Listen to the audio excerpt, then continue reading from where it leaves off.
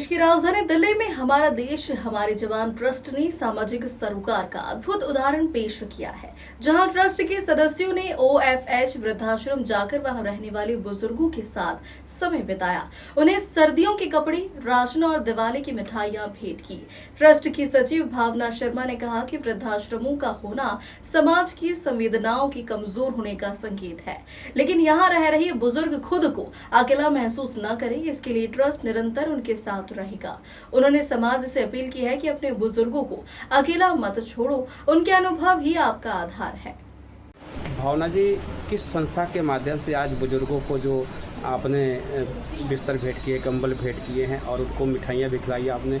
जैसे दीपावली के त्यौहार पर लोग अपने घर की सजावट और अपने घर की साफ़ सफाई पे लगे हुए हैं, आज लक्ष्मी पूजा भी है और आपके मन में ये ख्याल आया कि आज आपने वृद्धाश्रम आकर के बुजुर्गों की सेवा में लगे हैं, क्या कहेंगे इस पर और कौन सी संस्था आपकी? देखिए, हम हमारा देश हमारे जवान ट्रस्ट से हैं, जो पिछले कई सालों से शहीद परिवारों के लिए काम कर रहा है, वृद्धों के लिए काम कर रहा है, बच्चों के लिए काम कर रहा है। आज हम यहाँ पर नई दुनिया आश्रम में इसलिए आए हैं कि किसी भी कारण से अगर इनका परिवार इनको छोड़ के इस आश्रम में गया है तो इनको महसूस कराए कि एक परिवार हम जैसा इनके साथ है और दिवाली मना रहा है। ये सोच से हम यहाँ आए। आपकी संस्था लगातार बुजुर्गों की सेवा में लगी रहती है और इससे पहले भी आपने कई जो है संस्थानों में जाकर के बुजुर्गों की सेवा कर, क्या कहेंगे इस पर?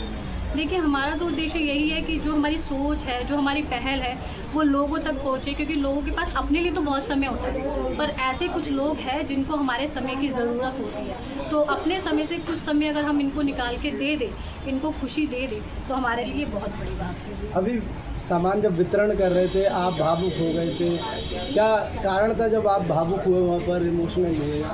देखिए, ये एक ऐसी अवस्था होती है, वृद्ध अवस्था, जिसमें हमें सबसे ज़्यादा अपने परिवार की और बच्चों की ज़रूरत होती है। और जब मैं यहाँ पे आई माँ बाबूजी के साथ, तो मैंने जब यहाँ के हालात देखे, इन वृद्धों की जो स्थिति देखी, वो मुझे समझ नहीं आ रही थी कि मैं इस पर क्या भाव दूँ।